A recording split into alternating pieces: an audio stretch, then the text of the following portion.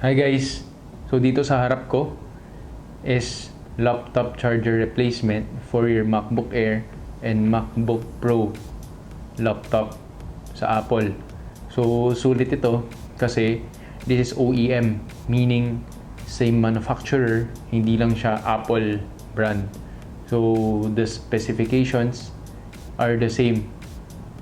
So we have T-type, L-type, and USB-C. So etong tatlo na to will be from the oldest model since mga 2008 hanggang ngayon, compatible siya lahat.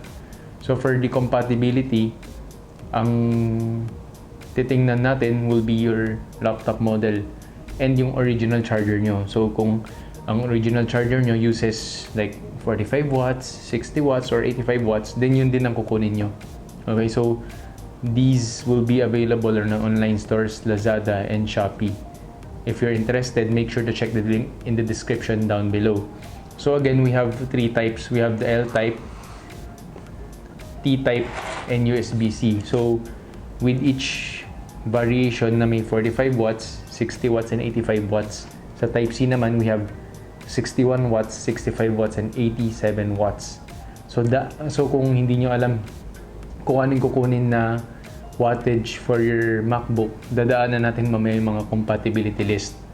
Okay, so first up, we have USB-C right here.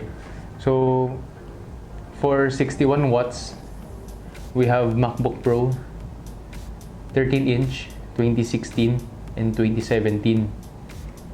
For 65 watts naman, it can be compatible with a lot of other brands like Thinkpad, Lenovo Thinkpad, Huawei Notebook, and other PD notebooks. Okay, so for 87 watts naman, we have this will be compatible with MacBook Pro 15-inch 2016 and 2017. So compatible rin siya actually with mga M1 na bagong laptops, pero for M2s wala pa ata. T-type. So if you zoom in, makikita mo tong T-type. Ganun yung itsura ng T-type niya. So this will be compatible with 2012 to 2015 na MacBook Air, if I'm not mistaken. 45 watts kasi siya. So models A1435, A1465, A1466. So for 60 watts naman na T-type, this will be compatible from 2012 to 2015 din, A1425, A1502. So this is MacBook Pro na. And lastly, for the 85 watts, same 2012 to 2015, A1398, A1424, A1425, and A1501. So what I'm mentioning right here is the model, laptop model. Makikita nyo siya sa likod ng laptop nyo, makikita nyo yung model number. And last, so this is Magsafe 1, L-type. Ganun yung itsura niya. So for 45 watts, MacBook Air siya from 2010 through 2012, models A1237, A1269, A1270, A1304, A1369, A1370.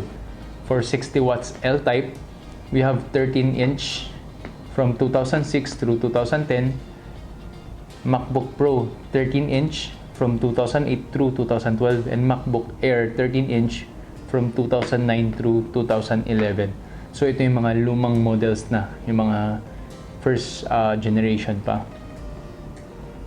So lastly, for the 85 watts, we have MacBook Pro. For MacBook Pro 2010 to 2012, models A1150, A1151, A1172, A1286, A1189, A1226, A1229. For the quality, this will be guaranteed kasi ito rin ginagamit namin personally. So again, hindi lang siya Apple brand, pero the manufacturer, the specifications are the same. So thank you guys for watching.